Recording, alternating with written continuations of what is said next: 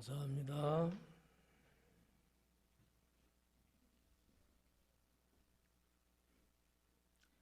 사람은 두 유형의 사람들이 있는 것 같아요.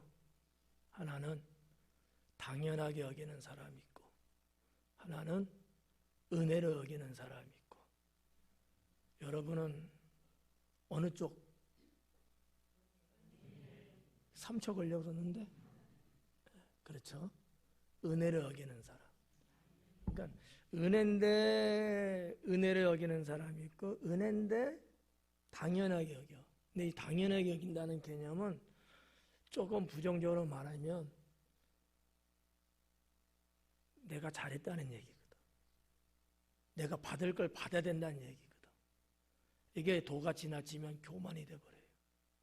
그럼 매사의 모든 것들을 물론 뭐 본인이 잘해서 됐겠지. 그럴지라도 그게 은혜라는 것을 깨달을 수 있다는 게 그게 은혜 있는 사람이에요. 근데 이제 못 깨닫는 사람이 이제 종종 있죠. 그러다 보니까 큰 소리도 내고 주권 행사도 하려고 하고 이렇게 저렇게 자충우돌 서로 부딪히는 경우들도 있는 것 같더라고요. 그래서 매사에 모든 게 그런 것 같아. 뭐 어느 것 하나 당연한 게 어디 있겠어요. 뭐 계절의 변화도 그렇고 여기 앞에 있는 이 꽃 한 송이 자체도 피어나는 거 당연하잖아요. 근데 아니에요. 뭐 피어나는 것도 있거든. 아니 피어났어도 바람에 떨어지는 게 있거든. 안 떨어지고 있잖아. 은혜인 거예요. 그러니까 이런 어떤 우리가 은혜에 대한 마음이 열려 있으면 하나님의 은혜가 배가 돼갖고 더 크게 이렇게 내 삶을 행복하게 만들 수 있다는 거죠. 그래서 우리 권사님들 찬양해 주셨는데 당연하게 여기지 말고 언제나 은혜구나, 은혜로다 이렇게 여기고 살아갈 수 있기 바랍니다. 오늘 읽은 본문의 말씀 갖고 가장 작은 자라는 제목으로 강의하도록 하겠습니다. 43절 읽은 부분 거기 보니까 그들이 다 그 행하시는 모든 일을 놀랍게 여길세 그래요. 그들이 다 그 행하시는 모든 일. 여기 나오는 그들은 제자들 그리고 또 좀 모여있는 무리들도 이제 있겠죠. 자, 예수님 외에 모든 사람을 해당한다 이렇게 볼 수 있고 다 그 행하시는 그들 모두 다 누구가 아니고 그들 전체가 다 행하시는 모든 일을 그래요. 행하시는 모든 일. 근데 여기 이제 전치사 정관사 그라고 하는 말을 쓰고 있어요. 그러면 행하신 일이 있어 예수님이. 예수님이 행하신 일인데 그게 뭐 많이 있겠지만 특히 요 상황에 있어서 사람들이 예수님이 행하신 것이 뭐다? 그리고 누가도 그 부분에 대해서 기록을 했는데 그게 한 2가지 정도 조금 더 많게 보면 한 3가지 정도 요 정도 되지 않을까 이렇게 생각됩니다. 우리 예수님께서 행하신 일은 어떤 것들이 있을까? 첫째는 각색 질병을 고쳐주신 일이죠. 두 번째는 귀신을 쫓아내신 일이에요.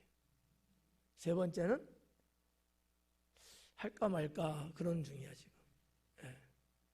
세 번째를 굳이 말한다면 진리를 전하신 일이거든요.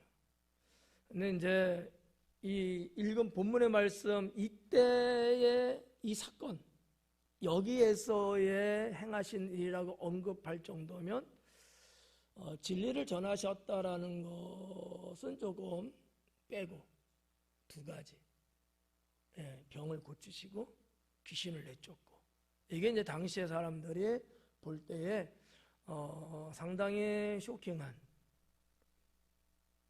현실이지만 눈으로 직접 봤음에도 불구하고 믿겨지기 어려운 정도의 이제 그러한 이제 일들이었어요. 뭐 병 고치는 거, 뭐 당시에 의원들도 병은 고쳐요. 근데 왜 병 고치는 것조차도 사람들이 놀라울 정도로 그랬느냐라는 거죠. 여러분, 의원한테 가서 병 고칠 정도면 예수님한테 나와서 고침 받으려고 했을까요? 안 했을 거예요. 그냥 의원한테 가지. 그러니까 예수님 앞에 와서 병 고침 받은 사람들은 다 한결같이 사람의 의술로 고침받지 못할 정도의 중병, 아니면 무슨 병인지도 알지 못하는 정도, 이런 자들이 예수님께 와서 병 고침 받은 거예요. 그게 놀라운 수밖에 없어요. 그러니까 그게 하나의 사건인 거죠.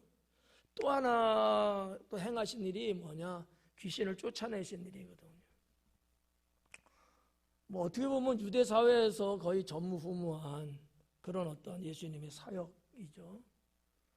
근데 이렇게 이제 크게 두 개를 이제 볼 수 있는 거예요. 예수님이 이 사건으로 볼 때는. 그래서 누가는 그 부분을 이제 기록을 한 겁니다. 그 행하신. 그럼 여기서 말하는 그라고 하는 이 어떻게 보면 지시대명사, 어떻게 보면 정관사거든요. 이게 도대체 뭐냐? 그걸 이렇게 두 가지로 볼 수 있다. 하나 더 말한다면 진리를 전하신 일. 근데 요거는 조금 메리트가 떨어져요. 그래서 그냥 좀 더 좁혀서 두 가지라 이렇게 이제 볼 수 있는 거고. 근데 이제 그것이 행하신 일인데 그 모든 일을 놀랍게 여길세 그래요.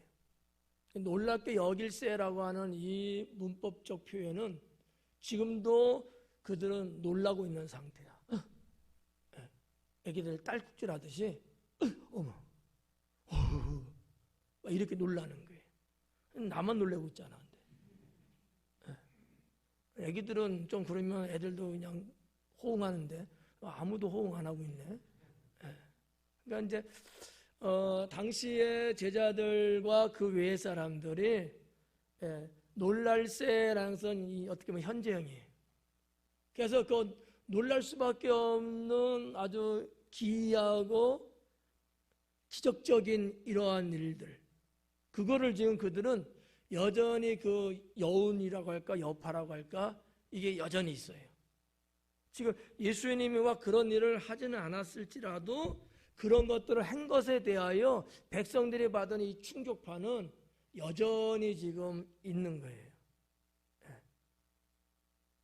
상당히 누가는 이런 부분들을 그냥 별것도 아닌 하나의 단어를 통해서라도 상당히 당시의 상황을 캐치할 수 있을 정도의 언어를 구사하고 있는 건 아닐까 이렇게 이제 봐지고요. 여기 이제 모든 일을 놀랍게 여길세 예수님께서 제자들에게 이르시되 그랬는데 이 놀랍게 여길 수밖에 없는 것은 왜일까? 그런 일들을 하신 건 맞는데 왜 그런 것 때문에 제자들은 놀랄 수밖에 없었을까라는 거예요. 궁금해요, 안 궁금해요? 근데 목석 같아 왜? 궁금하죠?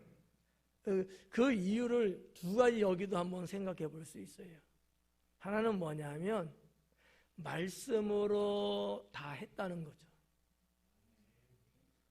그래 아멘이 나와야지.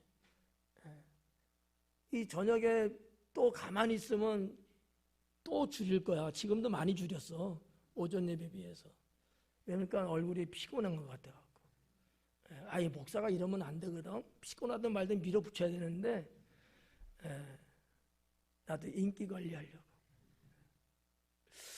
그러니까 봐요. 의원들이 의술을 갖고 때로는 뭐 귀신 들렸다 할지라도 몽둥이를 두들겨 패든지 그냥 잡아갖고 업어치기를 하든지 뭔가 막 그런 어떤 액션이 있고 물리적인 게 있을 거 아닙니까? 근데 예수님은 전혀 그런 게 없이 병도 고치고 귀신도 내쫓더라는 거예요. 가만히 보니까 공통점이 뭐야? 말씀으로 하신 거야. 말씀 한마디로 다 하시는 거예요. 이게 놀라울 수밖에 없다는 거죠. 여러분들도 그러시죠? 그래, 그렇게. 이쪽만 봐야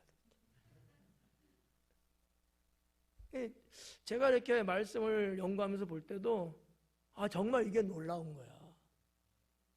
아니 무슨 뇌절을 치료하고 각종 신약을 통해서 치료하고 아니면 귀신도 놀랄 만큼 무서울 만큼 어떤 물리적인 행사를 막 했어도 된다면 좋지만 예수님은 전혀 그게 아니에요.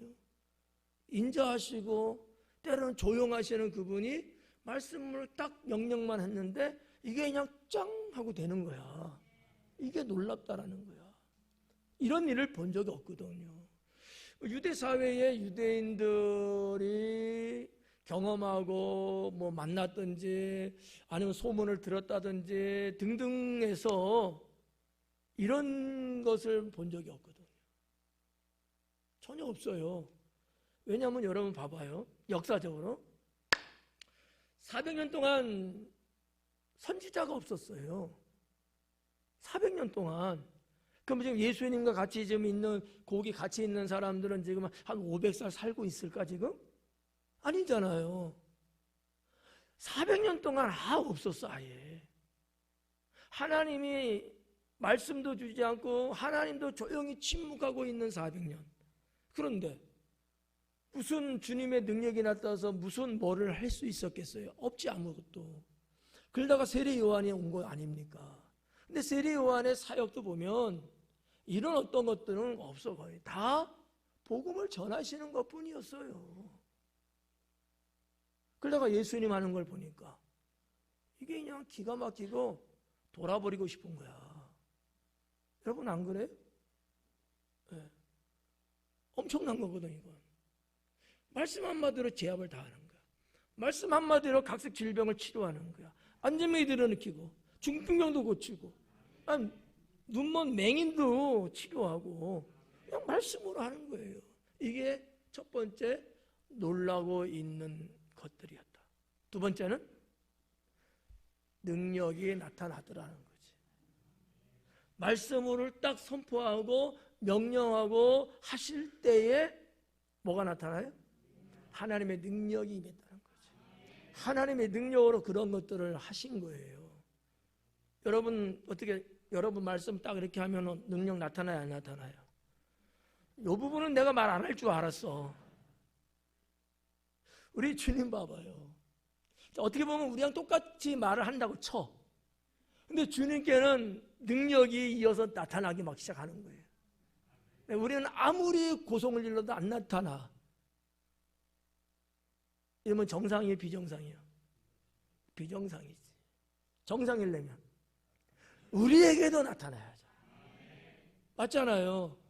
자, 다시 조금 더 이전으로 거슬러 올라가면 예수님의 제자들도 파송을 받았잖아요. 그때 하늘의 권세와 권능을 입혀서 보냈어요. 자, 그들이 나가서 똑같이 했습니다. 말씀으로 했어요. 그들은 뭐 짝대기 갖고 했대요? 아니잖아. 근데 똑같이 말씀을 했는데 그때 그들은 했어요 안 했어요? 능력이 나타났어요 못 나타났어요? 나타났거든요. 이상하지 않아요? 그 제자들도 어떻게 보면 우리가 평범한 거야. 그 제자들도 주님의 권세와 권능으로 한 거야. 여러분도 주님의 자녀로서 자녀의 권세를 이미 받았고 그 권능이 있는 여러분들이라니까요. 그럼 나타나야 돼 안 나타나야 돼요? 그래야지. 근데 나타나고 있어요 안 나고? 이게 문제라니까. 나타나야 되는데 나타나고 있냐고 안 나타나고 있냐 이거야. 아니, 죽어도 나타난다고 해야 돼. 이게 영적 세계의 현실이어야 된다라는 거죠. 네. 여러분 외람되게 들릴지 모르지만 그런 어떤 하나님의 역사 증거되는 것들이 우리의 신앙의 행보나 우리의 믿음의 역사나 이럴 때 조용하고 나타나지 않으면 좀 그렇잖아요. 힘 빠지잖아요. 맨날 패배자 같고 멍충이 같잖아. 근데 그럴 때마다 하나님의 능력이 막 나타나는 거예요. 제가 하는 거 말고 여러분들이 각자 하실 때 어렵게 생각들 하시는 것 같아. 내가 대통령 머리에 손 얹고 기도 안 했는데 그런 건 생각하지 말아요. 그냥 가볍게 여러분 자녀들을 위해서 기도하시고 머리에 손 얹고 축복해주고 등등으로 이렇게 중보 기도할 때 나타나요, 안 나타나요? 여기까지 와서 이렇게 나타난다고 말하면 되겠냐고. 나타나죠. 이런 일들이 많아야 된다. 이런 일들이 그냥 삶 속에 새록새록 그렇게 늘 풍성하게 있어져야 된다라고 하는 거죠. 근데 하여튼 제자들이 볼 때에 그렇다는 거야. 말씀만 했는데 능력도 막 나타나. 이게 까무라칠 일이야. 근데 그 영적인 어떤 감흥, 이게 지금도 여전히 그들의 영혼을 불태우고 있어. 뜨겁게 달구고 있어. 어떻게 아주 주체할 수가 없는 거예요. 이거를 누가가 적나라하게 지금 기록을 한 거야. 제가 볼 때는 그렇게 보여요. 적나라하게 보여. 네. 여러분 눈에도 보이죠? 네, 그렇다고 해요, 그냥. 네. 그래서 43절에 있는 말씀, 별것도 아니고 그냥 묻혀서 넘어갈 수 있는 것 같은 말씀이지만 아니다. 이 짧은 말씀 속에도 당시 예수님 그 당시의 그 상황을 마치 우리가 영화 한 편을 보듯이 스크린에 이렇게 비춰지는 내용들이다라고 하는 거죠. 이거를 여러분이 알고 그 다음에 나오는 말씀들을 쭉 보시면은 마치 홍해가 갈라지듯이 말씀이 열린다는 거죠. 이거를 못 보니까 생뚱맞아지는 거거든요. 44절 한번 볼까요?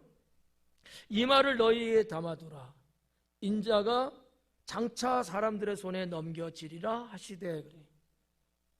자, 누가는 예수님께서 제자들에게 이르시되 그래요. 43절에 제자들은 놀랍게 여기고 있는데 예수님은 제자들에게 말씀을 툭 하시는 거예요. 그럼 뭐라 그래? 이 말을 너희 마음에, 너희 귀에 담아두래요. 제가 볼 때는 조금 우리 예수님도 조금 생뚱맞은 게 있는 것 같아.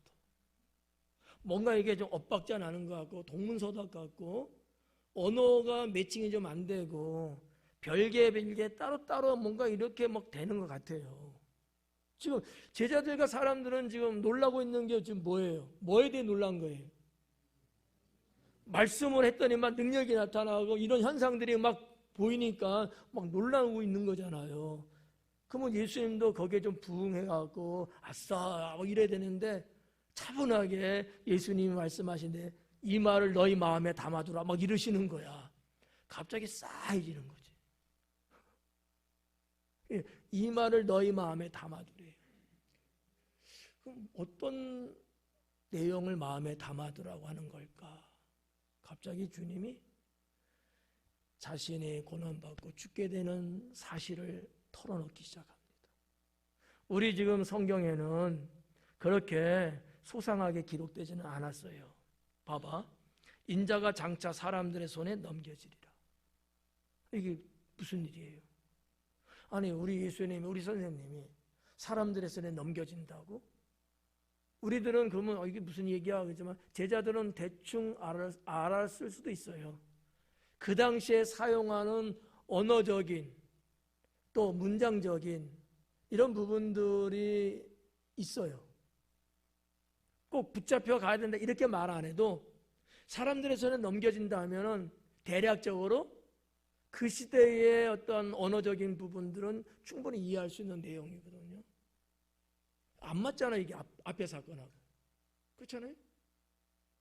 주님이 그렇게 막 하셨는데 주님은 거기에 대해서 한마디 언급은 안 하시고 오히려 내가 사람들의 손에 팔리게 되는데 넘어가게 되는데 너희는 마음에 담아두라는 거예요. 뭐를? 이 말을. 인자가 사람들의 손에 넘겨지게 된다. 요 말을 마음에 담아두라는 거지. 성도 여러분, 그럼 우리가 이 44절 한번 보자고요. 너에게 담아두라. 마음에 담으라는 거야. 마음판에 새겨라. 이렇게 봐도 되고요. 뭐 여러 가지 뭐 의욕적으로 이렇게 보셔도 그 뜻은 다 똑같다. 이렇게 볼 수 있어요. 마음에 담아두래요. 뭐 하려고? 어떻게 하라고? 네. 기억하라는 거예요. 기억하라. 잊지 말라는 거예요. 이 말을 좀 더 오늘 강해적으로 표현하면 준비해라 이거예요. 뭐를 준비해야 될까요? 예수님이 이제 팔리게 되고 넘겨지게 되고 그때부터 뭐가 시작되는 거죠? 고난이 시작되는 거예요.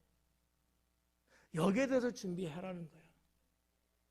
예수님은 이러한 말씀 속에서 우리가 지금까지 쭉 볼 때 뭐였어요? 예수님이 사람들에게, 제자들에게 요구하고 부탁하고 때로는 명령했던 것이 있죠. 깨어있어라. 기도 안 하는 거였어요. 그러니까 이 말을 너희 마음에 새겨두라, 담아둬라, 간직해라, 잊지 말아라. 이거는 이런 날이 오니까 준비해야 된다. 뭘로? 깨어 기도함으로. 그 말씀인 거거든요. 우리도 마찬가지죠. 우리도 마찬가지. 때로는 우리 주님이 여러분의 삶 속에 어떤 사인을 주실 수 있습니다. 또 전혀 나는 생각도 안 했는데 말씀을 주시는 때도 있어요. 그렇죠? 근데 이때 멍 때리고 있고 이때 뭐가 뭔지 몰라갖고 비리비리하고 이러면 안 돼요. 아, 뭐가 있나? 그래서 딱 마음을 고쳐먹고 준비를 해야 돼. 준비돼서 들어가면 갑자기 일이 팍 터져도 수습이 되고 그 문제를 해결할 수 있게 되잖아요. 놀라갖고 그냥 걸어만 나서려고 막 도망가지 않고 내 이럴 줄 알았어. 그래서 내가 준비했지. 이럴 수 있잖아요. 똑같아요. 그러니까 우리가 신앙의 삶 속에서 영적인 것이든 육적인 것이든 뭔가 그런 어떤 사인, 그런 어떤 신호가 이렇게 주님이 주실 때는 아, 그렇구나. 때로는 우리가 여러분 어떤 뭐 길을 지나가다가 때로는 여러분이 안방에서 안방이 아니구나. 거실에서 드라마 한 편을 이렇게 보시다가도 뭔가 문득 생각나는 때가 있을 수 있어요. 근데 이때 그냥 에이 하고 넘어가 버리면 어느 한 사건을 놓쳐버리는 거야. 깨달음이 딱 왔을 때 아, 그렇구나. 아, 그래 맞아. 내가 깜빡했네. 준비를 하는 사람은 다가올 미래를 대비하고 있기 때문에 걱정이 안 되는 거죠. 이런 걸 우리가 알아야 된다. 그래서 예수님의 이때 이 말씀을 우리가 이렇게 풀어간다면 어떻겠냐는 거예요. 준비해야 되겠다. 깨어 있어야 되겠다. 기도해야 되겠다. 라고 하는 거죠. 자, 그런데 여기 보니까 인자가 장차 사람들의 손에 넘겨진대요. 사람들의 손에. 그렇지, 뭐 사람들의 손에 넘겨지지 뭐 짐승의 뭐 발에 넘겨지겠어요? 근데 이 사람의 손이라는 게 이게 뭔지 여러분 아시죠? 권력을 말하는 거예요. 당시 유대 사회를 꽉 잡고 있었던, 더군다나 예수님의 사역의 근거에서 권력을 휘두르고 있던 무리들이 있었죠. 대제사장, 서기관, 바리새인들. 그들의 손에 넘겨지는 거야. 여러분, 예수님을 누가 팔았죠? 가룟 유다. 가룟 유다가 예수님을 팔았는데 누구한테 넘겼어요? 한마디로 당시에 권력을 행사하는 자들. 근데 우리가 이 점에서 한번 보자고요. 자, 대제사장이 권력 있는 사람이었어. 권력을 행사하는 사람이었어. 서기관도 그렇고 바리새인들도 그렇고. 그러면 정말로 그들은 원래 권력자냐? 라는 거예요. 여러분 어때요? 하나님 성전에 있는 대제사장이 권력자일까요? 권력자가 아닐까요? 권력자는 아니야. 하나님이 주신 성스러운 사명을 받았어. 그런 직분을 받은 사람이야. 맞죠? 근데 어떤 사람으로 지금 유대 사회는 비춰지고 있죠? 권력자로 비춰지고 있는 거예요. 그럼 어떻게 된가? 이제는 타락한 거야. 하나님의 것을 세상에 권력화시켜버린 거예요. 대제사장이라고 하는 서기관이라고 하는 자신들이 있는 그 위치 있잖아요. 이거를 권력화시켰어요. 우리가 알다시피 강의했듯이 시장은 예루살렘 성전 저 바깥에서 뜰 마당 저쪽에서 원래는 감난산에서 했던 거거든. 그때 야시장도 열렸다니까 거기서. 이게 정상이에요. 근데 가만히 보니까 세금이 어디로 다 들어가. 성전으로 들어오지 않고 정부 헤롯한테 들어가고 노마로 넘어가는 거야. 배가 아파. 저거를 우리가 먹어야 되는데. 그래서 내가 짭짤하게 돈도 좀 쓰는데. 그래갖고 생각해낸 게 뭐예요? 감람산 그 겟세마네 동산 그쪽 감람산에서 기드론 골짜기 그쪽 건너편에서 있었던 것들을 성전 안으로 끌고 들어오는 거야. 대제사장이 그런 거 하면 돼요? 권력화시킨 거야. 돈이 쌓이기 시작하고 그거로 사람들을 사고 그거로 세력을 무장화시키고 뭐 이런 식으로 말이죠. 그러니까 우리가 이런 것들 여러분 잘 한번 볼 필요가 있어요. 하나님이 나에게 주신 거룩한 직분이나 사명을 세상에 권력화시키면 거기는 망한다는 거죠. 자, 여기 있는 제가 목사예요. 그죠? 인정이 되나? 자, 목사가 권력자예요? 아니에요? 왜? 왜 이렇게 목소리 크게 내는 거야? 네가 권력자 같아? 목사가 권력자 되면 안 되잖아요. 그죠? 하나님이 하나님 나라를 위해서 구원받을 성도들을 위해서 사명 주시고 세운 거잖아요. 근데 목사인 제가 교회 안에서 권력자가 된 거예요. 그럼 여러분들은 어떻게 될까요? 다 죽었어. 여러분은 저의 노예가 돼버리는 거예요. 목회자가 성직을 세력화, 권력화 시켜버리면 그 교회 성도님들은 노예처럼 하나님 믿을 수밖에 없게 되는 거예요. 그러면 그 교회는 천국이에요? 지옥이에요? 지옥인 거예요. 여러분 2단이든지 아니면 좀 더 한 급 올려서 3단이든지 1단 정도만 되는 그런 저들의 세계를 보면 대부분 여러분 교회 안에 어느 부류층들이 권력화를 시키고 살고 있어요 지금. 이게 문제인 거고. 그러면 저는 이제 허심탄회하게 이야기해드렸어. 목사 여러분은 어때요? 장로, 권사, 안수집사, 집사 이런 등등의 여러분 직분자들. 여러분 직분자예요. 교회에서 그 직분을 뭘로 바꿔? 권력으로? 권력으로 바꿔요? 바꾸게 되면 그분들이 큰 소리 내는 거야. 권력 있잖아. 그러니까 권력화했다라는 말은 안 하지만 하는 행위를 보면 권력화 돼버린 거야. 그래서 교회 안에서 큰 소리 치는 거거든요. 자기가 대장 노릇하려고 하고 자기밖에 없이 막 그런단 말이죠.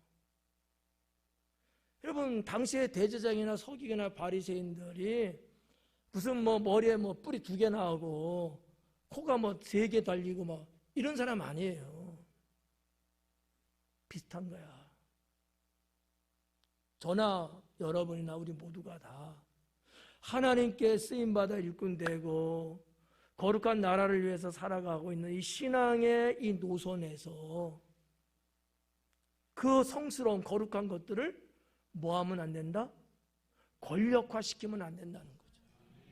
권력화시키면 안 된다.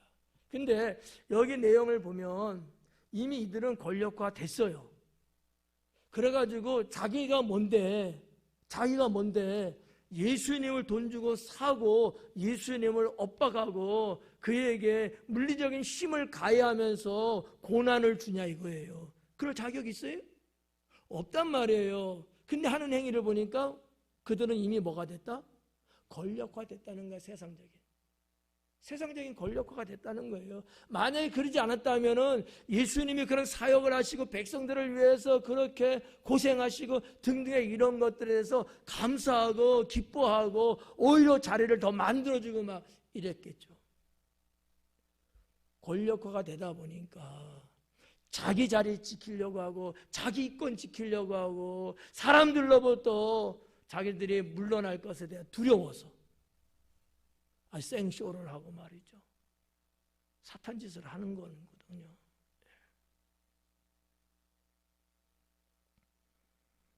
저는 목살에서 저를 돌아보면서 말씀을 되새겨 봅니다. 내가 하나님이 주신 이 모든 것들 갖고 교회 안에서나 교회 바깥에서나 세상의 권력화가 되면 안 된다. 더 성도들을 주님 나라로 인도하고 양육하고 섬기고 사랑하고 이런데 내가 평생을 내가 그렇게 사는 게 맞지. 큰 소리 치면서 엇박하면서 공갈 협박하면서 아니면 안 되는 것처럼 막 그냥 그러면 되겠느냐라는 나 자신을 한번 생각해 보는 거예요. 한 번 더 다짐하고 또 다짐하고. 그래서 우리들의 삶 속에는 저기는 저 동네는 모르겠고 우리들의 삶, 우리의 동네에서는 우리의 생명의 주인은 여전히 주님이시고 우리는 서로 형제 자매예요. 우리는 다 같은 주 안에서 한 식구들이잖아. 식구들이 여러분 서로 그냥 자기 잘난 맛에 막 큰 소리 치고 막 폭행하려고 하고 형제끼리인데 이거는 말이 안 되잖아. 여러분 가족에 그런 가족들 없잖아요. 서로 그냥 안쓰러워하고 도와주려고 하고 막 그러지 않습니까? 이렇게 우리는 그렇게 살아가야 되는 거라는 거지. 세력화되면 안 돼. 권력화되면 안 된다는 거예요. 저만 이렇게 한번 생각하지 말고 우리 모두 다 그렇게 한번 생각을 해보자. 그러면 뭐 이거 뭐 불보듯 답이 뻔하죠. 어쨌든 예수님은 그렇게 사람들의 손에 넘겨진다고 예수님이 이렇게 언급을 하셨어요.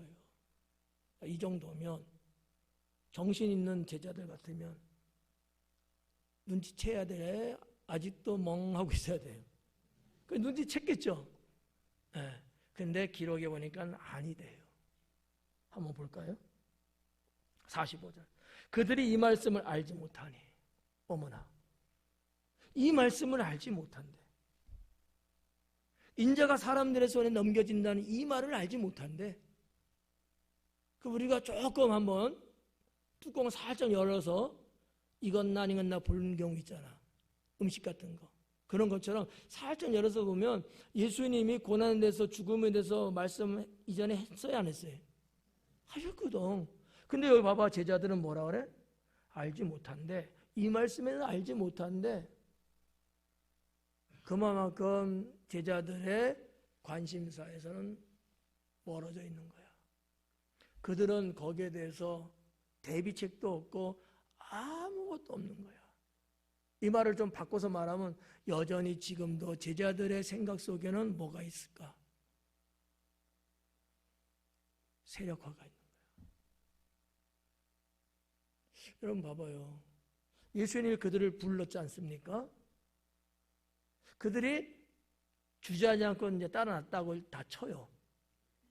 자, 따라 나섰는데 무슨 생각을 하고 있을까? 제자 활동하면서. 예수님, 나사렛 예수라고 하는 이 선생님, 야, 이거 뭔가 좀 다른데? 뿅 가겠는데? 따라 나섰어요. 따라 나서면서 계속 사역을 같이 이렇게 하는데 무슨 생각이 그 머릿속에 담겨져 있을까? 우리가 보편적으로 알고 있는 게 뭡니까?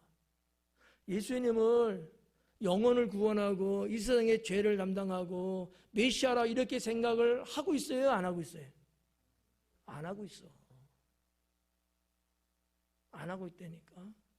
그들이 따라 나설 때부터 지금에 이르기까지 계속 그들의 머릿속에는 셈법이 있는 거지. 야, 우리나라의 위대한 개혁자, 우리 민족을 로마의 정권으로부터 해방시킬 수 있는 그런 지도자라고 생각을 하고 있는 거야. 그리고 열심히 주님 따라다니는 거지. 그들의 마음에는 이미 세력화가 굳어져 있어. 강경화처럼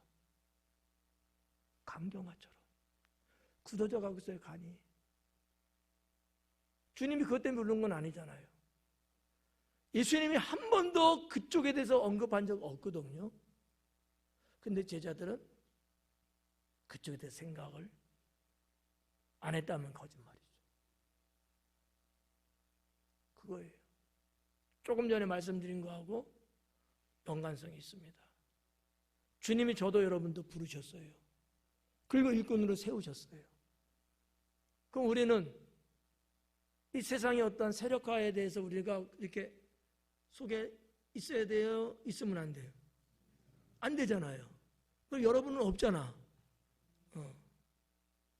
근데 그들은 그게 있어가지고 주님의 영적인 말씀에는 문외한인 거야.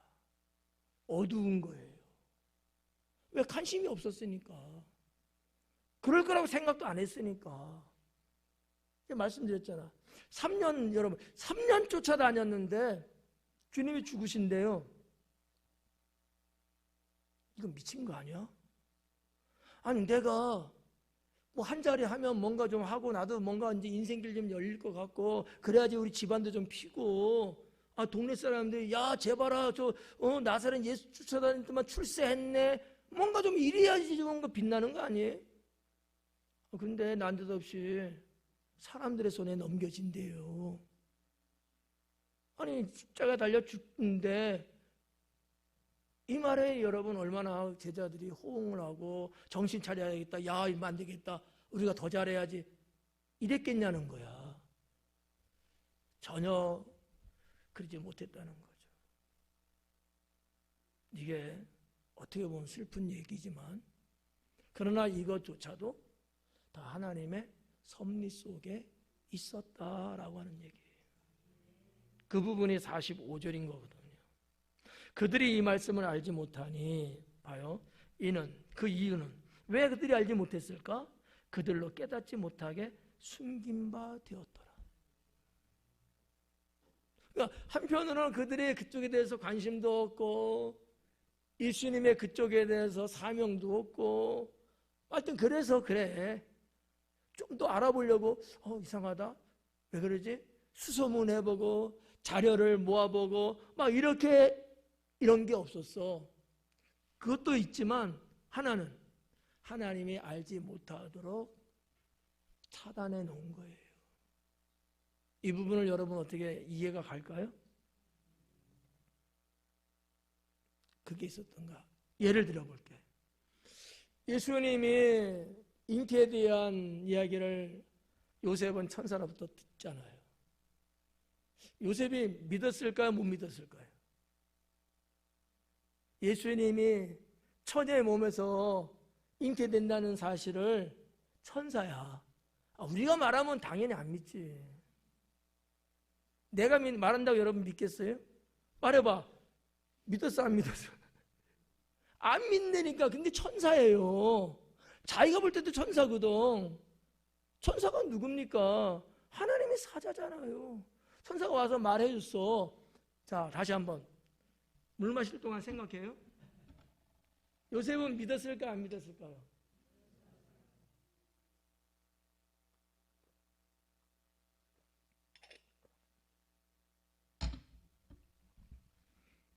제가 뭐라고 대답할까요? 안 믿었어요. 믿을 수가 없는 거야. 그래서 천사가 요셉의 입을 출산할 때까지 봉합니다. 말 못하게. 만약에 그게 일파만파 퍼지고 이렇게 되면은 어떻게 되겠어? 그러니까 우리가 통상적으로는 애가 생긴데 뭐 어떻게 했대 이러면은 우리가 기쁜 소식, 좋은 소식을 이야기들 하잖아요. 이게 뭐가 문제가 된다고. 근데 요셉은 반신반의인 거야. 믿을 수가 없잖아. 여러분 같으면 믿겠어요? 남자도 모르는데 남자들은 빼. 우리 여자들만. 남자도 모르고 잠자리도 안 하고 결혼도 안 하고 아무것도 안 했는데 갑자기 애가 생겼대. 아니 숨만 쉰다고 애가 생기나? 에? 이거 믿어져요? 당연히 안 믿어지죠. 아니 그나 우리나 똑같은 거 아닙니까? 안 믿어져요. 그러면 여기에 대해서 이러쿵저러쿵 말들이 무성해질 거 아니야. 천사는 걸 알아. 입을 딱 봉해버린 거예요. 여러분 성경의 사건들 보면 그런 거 많아요. 기도원도 그렇잖아요. 하나님이 역사하시고 하나님이 부르시고 뭔가 주님의 민족을 위해서 하려고 하는데 안 믿으니까 증거를 보여달라고 하면서 양털에 이슬 내리고 안 내리는 거 테스팅 하잖아요. 믿었으면 그거 했겠어요? 못 믿으니까 보여주시는 거거든. 못 믿으니까. 이게 어떻게 보면 우리 사람들의 맹점이기도 한 거예요. 믿을 수 있어야죠. 믿음이 가야죠. 내 머리로는 믿을 수는 없어도 내 뜨거운 마음으로는 믿어야죠. 그게 신앙이죠. 네. 그러니까 자 이런 것들을 봐봐요. 그래서 저는 이것을 하나님의 섭리라고 이제 보는 거예요. 알지 못하게 했다는 거, 알지 못하게. 여기서 두 가지만 말씀드리면 하나는 이것도 하나님의 계획 속에 있다. 우리가 지금 계속 쭉 보면서 예수님이 뭐 치료든 귀신 내쫓든 그런 능력으로 기적을 행하실 때마다 뭐라고 부탁해요? 아무도 알지 못하게 하라 하잖아. 왜 그런다 그랬어요? 때가 안 됐기 때문에. 이 사건도 마찬가지예요. 때가 안 됐기 때문에 아직까지는 하나님이 봉하고 있는 거예요. 이게 계획 안에 있다라는 거지. 네. 근데 그것을 주도하면서 행하실 수 있는 주권이 주님께 있다는 거죠. 두 가지를 보는 거예요. 하나님의 계획과 하나님의 주권. 근데 이것을 그대로 믿으면서 가는 신앙이 있는데 그 신앙이 뭐다? 섭리 신앙이다라는 거예요. 여러분의 삶과 여러분의 되어진 어떤 등등의 것들에 대한 하나님의 계획하심이 있을까 없을까요? 있죠. 근데 그것을 해나가시는 이가 누구예요? 하나님이에요. 아니 주님 잠깐 나 좀 봐요. 내 인생인데 왜 그럽니까? 이렇게 따져 물을 수 있잖아. 저기 도시기는. 에? 근데 왜 그러시는 거냐? 무슨 근거로 그러신 거냐? 하나님의 주권이에요. 계획이 있는데 그 계획을 이루어 나가시는 하나님의 주권. 근데 그 주권이 행사하시면서 쫙 가요. 이게 섭리라는 거죠. 그래서 우리는 하나님의 섭리 신앙을 갖고 살아야 된다라고 하는 얘기죠. 여러분 인생 살면서 자잘불안 일들이 일어나요? 안 일어나요? 왜 일어난대요? 물어봤어요? 일어나잖아. 근데 안 일어났으면 좋은 것들이 있죠. 근데도 일어나. 하여튼 못돼 먹었어. 네. 근데 그게 나쁜 것만은 아니다라는 거지. 하나님의 섭리신앙을 갖고 있으면 일어나는 건 일어나는 대로 냅둬. 그런다고 뭐 내가 죽을 거요? 어떡할 거야? 그거 갖고 여러분 막 요동치고 그냥 사네 못 사네 막 이러면 안 돼. 이건 섭리신앙 없는 거예요. 여러분 저 바닷가 가면 좋아하죠? 안 좋아해? 바닷가 가서 쫙 보면 해안에 그냥 나름대로 아름답잖아. 가까이서 보면 출렁거려. 근데도 아름답대. 맞나요? 김동현 집사님. 해안 바닷가 이렇게 보시면 아름답지 않아요? 그죠? 아름답다니까. 멀리서 보니까 아름다워 보여. 근데 가까이서 보면은 나름대로 파도를 조금씩 치고 있는 거야. 근데 좀 전에 뭐라 그랬어? 아름답대잖아. 그러니까 아름다움의 개념, 행복의 개념은 아무것도 없고 그냥 이게 아닌 거예요.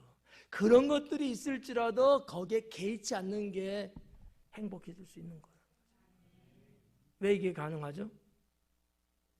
하나님의 섭리신앙을 갖고 있기 때문에. 이슬람 사람들이 말이죠. 이슬람 사람들이 걸핏하면 입버릇처럼 하는 단어 하나가 있죠. 뭔지를 아는데 기억 못하는 거죠. 인샬라. 인샬라. 신의 뜻대로. 신의 뜻대로 해요. 그러니까 그분들을 보면은 상당히 생활이 밝고 명랑해. 우중충하지가 않아요. 왜? 잘못된 것도 신의 뜻대로 되는 거야. 잘 되는 것도 신의 뜻대로 되는 거야. 이런 것이 밑바탕에 꽉 차 있어. 신앙이 좋고 나쁘가 아니고 원래 그 민족, 그 종교를 갖고 있는 사람들은 이게 기본적으로 쫙 깔려 있어. 제가 볼 때. 그러니까 대체적으로 그 사람들이요, 특수한 사람들 외에는 외적으로 드러나는 어떠한 그 성향이나 이런 것들이 밝아요. 부정적이지가 않아. 대체적으로 긍정적이더라고요. 제가 만나본 사람들을 보니까. 인샬라야. 이거를 우리 신앙으로 말하면 뭐예요 지금? 섭리신앙인 거야. 왜? 결국은 하나님이 이렇게 저렇게 해서 우리를 복되게 하고 주님 나라로 이끌어 가는 건데 뭐 그렇잖아요. 뭐가 문제예요? 제가 사모님하고 예전에 베트남 호치민을 갔었는데 이렇게 섬에 이렇게 좀 가려고 쪽배 같은 나룻배 같은 걸 타고 갔어요. 근데 배가 진짜 하나 앉으면 요 정도 폭밖에 안 돼. 뭐 경험해 보신 분은 알겠지만. 그래갖고 바다로 나가는 삼각주 바다로 나가는 이제 어떻게 보면 이제 뭐 쇳강 같은 거죠. 그게 이렇게 나가는데 이게 뭐 이렇게 막 이래 빠질 것 같아. 네. 근데 나는 빠져도 죽을 일은 없어 수영하니까. 근데 걱정이 하나 있더라고. 여기 악어가 있나? 근데 그 앞에 누가 탔어? 사모님이 탔어. 수영도 못해. 야 이거 빠지면 저 사람 어떡하지? 근데 걱정할 건 없어. 내가 한 명 정도는 내가 책임질 수는 있으니까. 근데 제일 무서운 게 뭐야? 여기 악어 있으면 내가 감당 안 되지. 무슨 얘기냐면 그거는 그냥 스토리고 좁디 좁은 고개를 가는데도 배가 출렁출렁 이러더라고. 왜 이러는 거예요? 물도 별로 없는데 왜 이러는 거야? 에? 사모님이 거기서 춤췄대? 파도 쳤다고? 물론 파도 치니까 그러기도 했지만 아니야. 뱃사공이 더 이렇게 막 이렇게 해서 그런지도 몰라. 배가 폭이 좁은 쪽배야. 여러분 넓은 바다를 나가도 큰 배. 여러분 한 5,000명, 10,000명 타는 배 타보셨어요? 그것도 안 타고 뭐 했대? 그냥 유람선 막 있잖아요. 웬만한 파도 쳐도요 흔들려요? 끄떡없어요? 끄떡없대요. 끄떡없대. 이게 좀 비싸서 그러지. 똑같아요. 여러분의 신앙이 하나님을 섭리하는 신앙으로 큰 배와 같이. 우리 하나님이 그 배보다 더 크신 분 아닐까? 근데 여러분은 그 하나님 안에 있잖아요.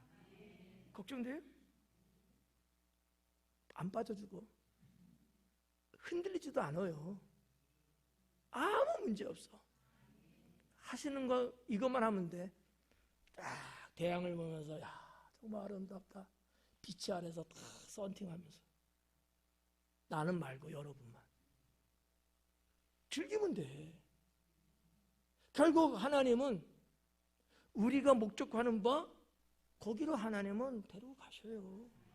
바다가 좀 출렁일 뿐이지 그렇다고 안 가진 않아. 간다니까요. 이게 섭리신앙이야. 우리는 이게 있어야 된다는 거죠. 이 45절 속에서 우리가 이거를 좀 보고 이 신앙을 다시 한 번 더 체킹하자. 네. 그들이 알지 못하는 건 그들이 거기에 대해서 무관심하고 그런 부분 하나 있지만 또 하나는 하나님의 계획 속에 하나님의 주권으로 하나님이 그것까지도 지금 간섭하고 있는 거예요. 네. 그러니 중요한 내용이야. 내가 뭘 한다고 해서 되는 게 아니다. 하나님의 뜻 안에 있으니까 오히려 좀 전에 말씀처럼 준비하고 기도하고 깨어있고 45절에서 우리가 그런 부분들을 좀 보면서 여러분 저는 예수님의 그 신앙 물론 예수님께서 뭐 말씀하신 바도 있습니다만은 죽음으로 얻는 생명의 삶 요걸 한번 생각을 해봅니다. 제가 오전 예배 때는 말씀 안 하고 넘어갔거든요. 거기는 앞부분의 내용을 좀 더 했어요. 저녁 예배는 앞부분의 내용을 안 하고 지금 들어왔기 때문에 요거는 해드려도 시간상 괜찮을 것 같아서 죽음으로 얻는 생명의 삶 은혜 안 돼? 은혜 안 돼? 나는 되는데 예수님이 이걸 계속 말씀한 거예요. 죽고자 하는 짓을 할 것이요. 사람의 눈으로 볼 때는 죽는 거예요. 근데 그것이 곧 사는 삶이라는 거죠. 이게 예수님의 진리입니다. 내가 걱정하고 내가 당장 지금 부딪히는 현실에 있어서는 죽을 것 같은 거예요. 죽을 것 같은 거야. 그러나 두려워하지 말고 죽고자 할 때는 오히려 하나님이 주신 생명의 삶이 시작되는 거예요. 요 45절 그 말씀. 이 말씀을 알지 못하고 이는 그들로 깨닫지 못하게 숨긴 바 되었는데 또 그들은 이 말씀을 묻기도 두려워하더라. 누가가 이렇게 썼어요. 알려고 하는 것이 두렵다는 거지. 아마 이건 제 생각이에요. 제자들의 마음을 누가가 이렇게 읽어서 기록을 하지 않았겠는가라는 거지. 그러니까 제자들은 뭐예요? 죽음을 두려워하는 거야. 자신들의 어떤 미래에 대한 불확실성이 두려운 거야. 만약에 우리 선생님이 정말 이렇게 잘못되면 우리는 어떻게 되지? 나는 어떻게 되는 거지? 모든 거 다 버리고 쫓아왔는데 뭐야 이거? 깡통이잖아. 이런 어떤 불안. 그러니까 예수님이 누누이 말씀하셨던 죽음으로 말미암아 없는 새 생명의 삶이 있다는 것을 이들은 감지 못하고 있는 거예요. 어떻게 보면 우리도 그렇게 지금 살고 있는지도 모르겠어요. 다행스러운 것은 그래도 여러분들은 그러지 않다는 거지. 분명한 신앙의 목적이 있고 믿음으로 걸어가고 있는 어떤 천국이 분명하고 있으니까. 네. 그런 맥락에서는 제자들보다 월등해요, 여러분들이. 하지만 순간순간 인생의 파도가 찰렁찰렁 할 때 나도 모르게 깜짝깜짝 놀라고 두려워하는 마음. 없다고 하면 거짓말이겠죠? 이걸 이겨내라. 죽고자 하는 자는 살 것이요. 네. 그래서 요한복음에 기록된 말씀입니다만 하늘의 밀이 땅에 떨어져 죽으면 많은 열매 맺는 데잖아요. 이게 우리의 신앙이다. 이게 우리 신앙이다. 그리고 여기 이 말씀을 묻기도 두려워합니다 라는 요 부분, 아마 예수님의 제자들은 묻고도 싶었을 거야.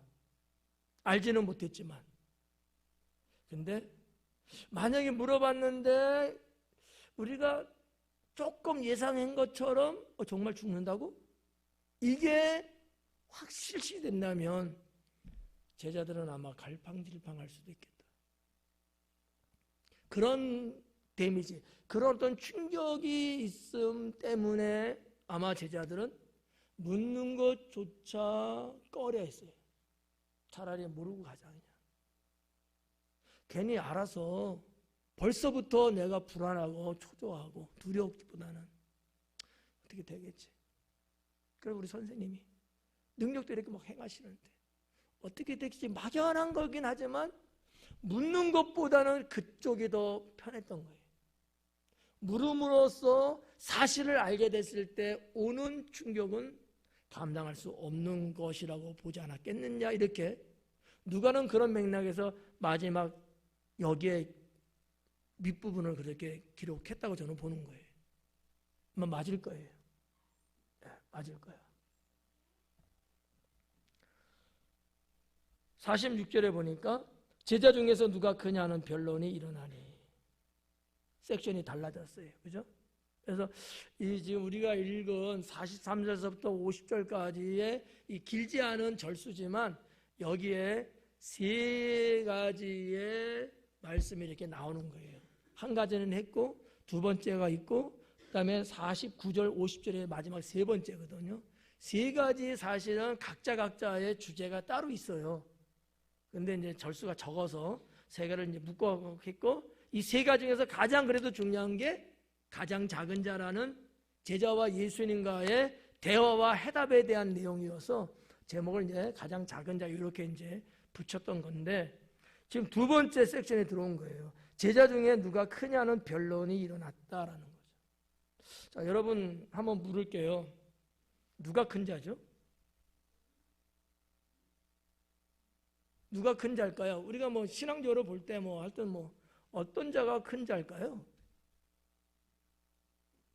커보지 않아서 몰라요?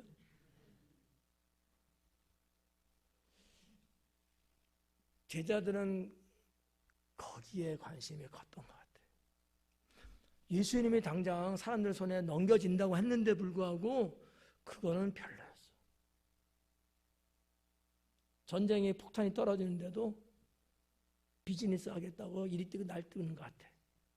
누가 큰 자요? 누가? 이게 관심사고 큰 자라고 본인들이 인정받고 싶었던 것 같아요. 제가 볼 때 주님의 말씀에 의하면 큰 자를 두 가지로 정리할 수 있습니다. 첫째는 자기를 낮추는 자가 큰 자다. 나를 낮추는 자가 큰 자예요. 자, 여러분은 어때요? 본인들이 자기를 낮추는 사람 쪽에 가까워요? 아니면 나를 높이는 쪽으로 가까워요? 네, 그렇게 가야지. 네, 역시 큰 자들이야. 네. 나를 낮추는 자. 나 자신을 내가 낮추는 자가 진짜 큰 자라는 거죠. 제 얘기는 아니에요. 주님 말씀이에요. 네. 그러니까 우리는 큰 자가 돼야 돼요? 작은 자가 돼야 돼요? 큰 자가 되긴 돼야 되는데 그러기 위해서는 작은 자가 돼야 되는 거야. 나를 작은 자로 내가 스스로 낮아져야 된다는 거지. 한 명씩 나와봐요. 제가 발로 막 짓밟아갖고 막 낮추고 막 이래서 낮은 자가 되면 안 되는 거잖아요. 여러분들이 주님의 심장을 갖고 스스로 낮아질 때, 그때 여러분들은 큰 자가 되는 거야. 큰 자가. 이 부분이 하나 있고요. 두 번째는 섬기는 자가 큰 자입니다. 섬기는 자. 섬기는 일이 근데 쉬워요, 어려워요? 어려워. 인생 산 사람들은 대답 안 하는데 안 사본 사람이 말하네. 섬기는 게 보기에는 참 좋아 보이고 봄철에 날아다니는 호랑나비 같지만 문학적으로 표현한 거야 한번. 근데 그게 썩 실제적으로는 그렇게 좋지만은 않아. 거기에 따른 여러 가지 부수적인 것들이 많이 있거든요. 근데 그래서 그런지 몰라도 주님은 섬기는 자가 큰 자래요. 자, 이것을 예수님은 몸소 실천해 보이셨잖아요. 예수님이 이 땅에 오신 건 뭐 때문에 오셨대요? 예? 그렇죠. 뭐 이럴 때 뭐 죄인을 구원하기 오셨다. 이렇게 답하면 안 돼. 섬기러 오셨다 그랬잖아. 내가 섬기러 왔다 하잖아. 섬김을 받으려고 아니고 섬기러 왔대잖아요. 그러면서 성찬식 만찬 때 보여주셨던 세족식. 그죠? 뭐라 그래? 베드로가 아니야 막 이럴 때 아니다. 내가 너를 선생이지만 너를 이렇게 하듯이 너도 이와 같이 섬기는 자가 되라. 이게 예수님의 강령이에요. 그러니까 우리는 다 주님의 그 말씀을 따라서 자꾸 이렇게 섬기려고. 그러니까 믿음이 있으신 분들, 하나님 은혜가 있으신 분들은요, 뭐 누가 뭐 해라 마라 이래서 하는 게 아니고 본인들이 그런 마음이 이렇게 생겨나. 마치 저 산속에 옹달샘처럼 뽕뽕뽕뽕뽕뽕 계속 솟아나는 거야. 그 옹달샘 하나가 강을 이루는 거거든. 그러니까 은혜가 있고 믿음이 있고 주님을 바라보고 이런 분들은요, 섬길 수밖에 없어. 섬기게 돼. 그냥 섬기게 돼. 섬기는 것과 섬김을 받으려는 두 가지가 있는데 은혜 있고 믿음으로 살고 뭐 이런 분들은 어느 쪽? 섬기려고 하는 쪽, 섬김 받으려고 하는 어느 쪽? 섬기려고 하는 쪽이 훨씬 강합니다. 이게 훨씬 강해요. 누가 뭐 나를 알아주든 안 알아주든 상관 안 해. 내가 그냥 주님 은혜 감사한 거야. 우리 권사님들 아까 찬양할 때도 그랬잖아. 당연한 거로 보지 않는다니까. 은혜라고 본다니까. 내가 지금 이게 콧바람 이렇게 숨 쉬는 것도 은혜야, 은혜. 아니면 와, 일로 와. 내가 막아줄게. 이거로 막아줄게. 콧구멍 2개 막아줄게. 숨 쉬는 수 있다는 것도 은혜고, 우리 자녀들이 무탈하게 잘 커주는 것도 은혜고, 그렇잖아요. 오늘 그 예지 권찰님이 자기 아들 동영상 찍어 보냈더라고. 뭐냐? 물 수영장에 튜브 이렇게 끼고 이렇게 물속에서 봉 떠갖고 이렇게 놀고 있는 거 보냈어. 그것도 은혜야. 야, 그러다가 목 딱 걸려가고 죽으면 어떡하냐? 괜찮대. 아직 괜찮대. 그래서 내 삶 모든 것들이 다 은혜잖아요. 그러니까 우리가 이제 어떠한 자가 정말 큰 자냐라고 사실은 누가 묻는 사람은 우리는 없어요. 근데 나 스스로 그런 목소리가 나올 때가 있어. 누가 내 속에서 물어본지 몰라도 은근히 나도 모르게 이쯤은 됐지. 그래도 내가 큰 자지, 내가 어른이지, 내가 뭐지, 이렇게 은근히 내가 쓱 올라와. 어떡하지? 두더지를 잡자 이렇게 하듯이 그럴 때는 여러분 조심하고 섬기고 낮아지는 자가 되어야 합니다. 이게 큰 자다. 오늘은 여기까지예요. 46절까지 받고 다음 주에 이어서 그 밑으로 쭉 있는 내용들을 이제 강의를 하겠는데, 자, 아무튼 결론은 그거예요. 우리 주님의 그 앞으로 되어질 어떠한 사건에 대한 말씀인데 제자들은 너무 무관심하고 거기에 대한 대비책도 없고 알려졌음에도 불구하고 노력도 좀 안 하는 듯한 그런 모습들. 우리는 그러지 말자. 영적으로 깨어 있고, 또 하나님의 섭리신앙 다시 한번 우리가 한번 생각해 보시면서 나는 여전히 큰 자다. 다만 큰 자는 맞아요. 다만 나는 낮은 자요 섬기는 자로 살리라 라는 거예요. 우리 예수님이 작은 자예요, 큰 자예요? 큰 자잖아요. 그렇지만 낮아지시고 섬기시고 이런 것들을 우리가 본받아서 우리도 우리의 삶의 현장에서 또 교회 안에서도 그렇게 살아간다면 제가 볼 때 장담할 수 있는 것 하나는 하나님 앞에 부끄럽지는 않을 것이다. 근데 만약에 그렇게 살지 못하면 나는 떳떳하고 말할 수는 있지만 그러나 실상은 부끄러울 것이다 라는 거죠. 기도하겠습니다.